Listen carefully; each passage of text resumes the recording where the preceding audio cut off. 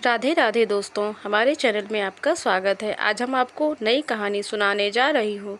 इस कहानी को पूरा सुनिए और कहानी अच्छी लगे तो हमारे चैनल को ज़रूर सब्सक्राइब करें और हमें कमेंट करें कि आपको यह कहानी कैसे लगी। तो चलिए कहानी को सुनते हैं।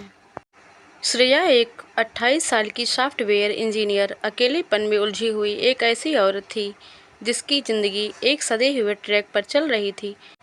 काम, घर और बिस्तर सब कुछ जैसे मशीन की तरह, लेकिन एक दिन एक अनजान सफ़र में सब कुछ बदल गया। वो सफ़र सिर्फ गंतव्य तक नहीं पहुंचा, वो उसके भीतर कुछ खोल गया, उसकी आत्मा को जगा गया। शाम 7:30 बजे की ट्रेन थी। श्रेया ने हमेशा की तरह अपनी सीट संभाली। ऊपर सीट पर वो अकेली थी और थकान के मारे बिस्तर पर लेटते ही आंखें बंद कर ली, लेकिन मन में एक अजीब सी बेचैनी थी, जैसे कोई अधूरी चाहत पलकों के नीचे पल रही हो। तभी ट्रेन में हलचल हुई। एक मुसाफिर उसकी बर्थ के ठीक सामने बैठ गया। कंधे तक बाल, हल्की दाढ़ी, सादे काले रंग का कुर्ता और आंखों में अजीब सी चमक। उसने श्रेया को एक नज़र देखा और मुस्कुराया। श्रेया के पेट में एक हल्की सी गुदगुदी हुई। मैं आ रहा हूँ। ऊपर वाली बर्थ आपकी है ना? हाँ, श्रेया ने धीरे से जवाब दिया, जैसे उसके शब्द भी हिचक रहे हों। रात होते ही ट्रेन शांत हो गई।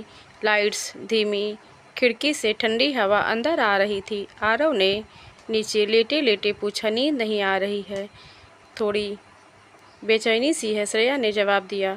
कभी कभी कुछ अधूरी इच्छाएं हमें सोने नहीं देती। आरव की आवाज़ धीमी और गर्म थी। श्रेया चुप रही, लेकिन मन में झंझावात चल रहा था।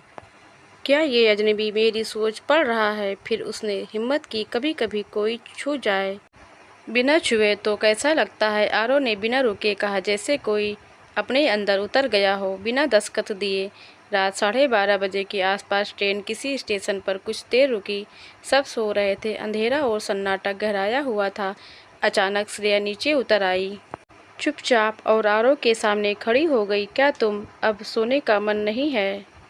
श्रेया बैठ गई। दोनों की आंखें आपस में टकराईं और कुछ पल के लिए सब कुछ थम गया। आरव ने धीरे से उसका हाथ थामा। पहली बार किसी ने उसके हाथ को इस तरह छुआ था। आत्मा को छू लेने वाला स्पर्श। धीरे धीरे उसके हाथ उंगलियों से एक दूसरे की पीठ तक बढ़ने लगे। श्रेया की सांसें तेज होने लगीं। आरव ने उसके बालों को छुआ, गर्दन को महसूस किया और उसकी पीठ पर अपनी उंगलियों से एक कहानी लिखने लगा। श्रेया के होंठ कांप रहे थे, लेकिन उसने रोकने की कोशिश नहीं की। क्या ये सही है? उसने धीमे से पूछा।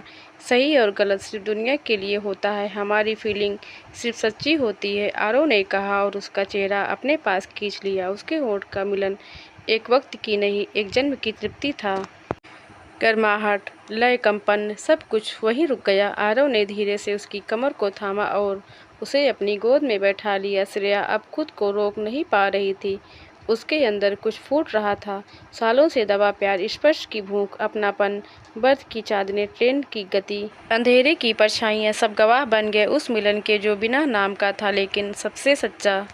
श्रेया के होंठ से निकली हल्की सिसकी आरव की छाती में उतर गई और उनकी सांसें एक दूसरे में गुम होती रहीं। सुबह हुई, स्टेशन आ चुका था, ट्रेन रुकने वाली थी। श्रेया की आंखें खुली, लेकिन आरव नहीं था। सिर्फ एक छोटा सा कागज सिरहाने रखा था। तुम सिर्फ एक रात की नहीं थी, तुम मेरी रूह तक साथी बन गई।